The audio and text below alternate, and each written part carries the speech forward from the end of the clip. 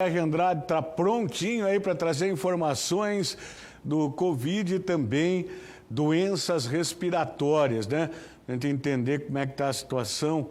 Eu abri o programa aí falando, inclusive, do número de mortes no Brasil, Pierre, e vem aumentando, né? Nas últimas horas, mais de 900 pessoas morreram em 24 horas do Brasil, vítima de coronavírus. É uma tristeza, né, Pierre? Boa tarde. Pois é, Tony. Boa tarde mais uma vez a você. Um grande abraço a todo mundo que está em casa acompanhando o Voz do Litoral. Aumenta a cada dia que passa o número de pessoas infectadas com o Covid-19 em todo o país. No Paraná não é diferente. Infelizmente, de ontem para hoje, a gente teve 57 novos casos de coronavírus aqui no estado do Paraná, na região do litoral. É uma certa estabilidade, a gente tem aí a mesma quantidade de casos confirmados, mas no Paraná agora são 1.906 casos confirmados do novo coronavírus. Infelizmente, já são 113 óbitos por causa dessa doença aqui no estado do Paraná. No litoral são 30 casos confirmados e 3 mortes. Uma dessas mortes ainda não consta no boletim, que é a morte do paciente morador de Guaraqueçaba, mas que estava internado na região metropolitana de Curitiba. Ele tinha um problema que precisava de transplante de órgão, então ele fazia parte do grupo de risco e infelizmente estava internado e aí acabou contraindo o coronavírus. Agora, Tony, para falar um pouco sobre a questão do coronavírus, a gente precisa também fazer uma análise ampla, porque o coronavírus ele é uma das doenças que são classificadas como síndromes respiratórias agudas graves. E aí a gente pegando um período que engloba a segunda semana do mês de maio de 2018, a segunda semana do mês de maio de 2019 e a segunda semana do mês de maio de 2020, a gente percebe que teve um crescimento significativo no número de mortes por causa de síndromes respiratórias agudas graves. Em 2018, nesse período que eu acabei de mencionar, foram 83 mortes por causa dessas síndromes. Em 2019, 102 óbitos. E aí, em 2020, uma elevação de 7 vezes, já são 514 mortes na segunda semana de maio por causa de síndromes respiratórias agudas graves. Eu vou conversar aqui com o Abreu, ele que é diretor da Primeira Regional de Saúde, que engloba todo o litoral do estado, e vai explicar para a gente, Abreu, essa elevação é justificada somente pelos casos do coronavírus ou outras síndromes também têm, infelizmente, tirado a vida de muitos moradores do Paraná? Boa tarde. Boa tarde a todos. Infelizmente, ao risco do coronavírus se somam outros riscos que já haviam em todo o Paraná. Como causa das síndromes respiratórias agudas, nós temos, além do coronavírus, outros vírus que vinham circulando. No litoral, por exemplo, esse ano, nós já identificamos pneumovírus, rinovírus, influenza, o H1N1. Então, são vírus que também levam a essa condição grave de uma síndrome respiratória aguda e que podem matar. Mas eu quero dizer para vocês que aqui no Paraná, essas mortes, elas são investigadas.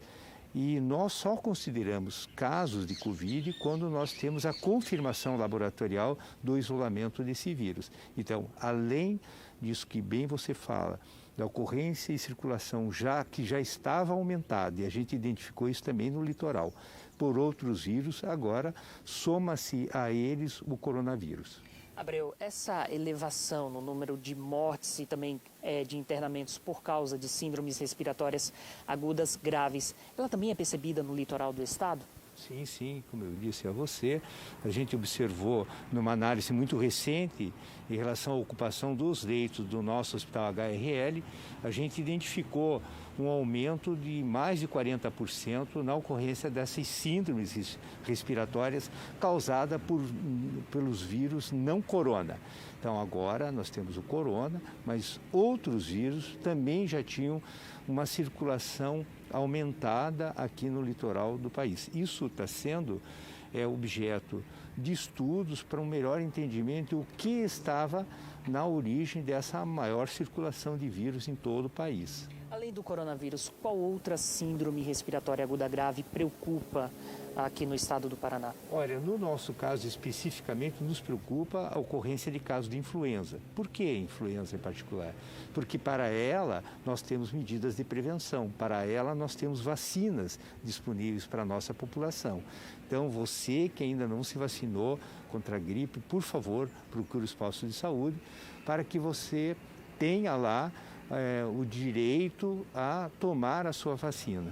É sempre importante frisar bastante, é uma vacina gratuita, é um medicamento gratuito, está disponível para as pessoas que precisam desse medicamento, principalmente para os mais idosos e pessoas que têm algum tipo de enfermidade que precisa ter um cuidado maior com a saúde. Então, não custa nada e procurar uma unidade básica de saúde para tomar essa vacina. É gratuito, está disponível para todo mundo. Investimento do governo do estado, investimento do governo federal. Então, vale muito a pena tomar esse medicamento e ajuda bastante nesse momento. Abreu, uma última pergunta. Você acredita que esse caso do rapaz de 34 anos que era morador de Guaraqueçaba, voltando um pouco a falar do coronavírus, ele deve sair no boletim de hoje ou no máximo de amanhã da Secretaria Estadual de Saúde como já mais uma morte por causa do coronavírus aqui do litoral do estado? Sim, acredito que sim, e explico até porque essa morte ainda não apareceu oficialmente no boletim, mas nós já a conhecemos aqui. Porque como a ocorrência do óbito foi no município fora do âmbito da regional, então até a emissão do atestado de óbito e o município da origem reconhecer e dizer, olha, esse paciente não é para cá e comunicar formalmente à secretaria, tem esse delay de 12, às vezes 24 horas, um pouco mais.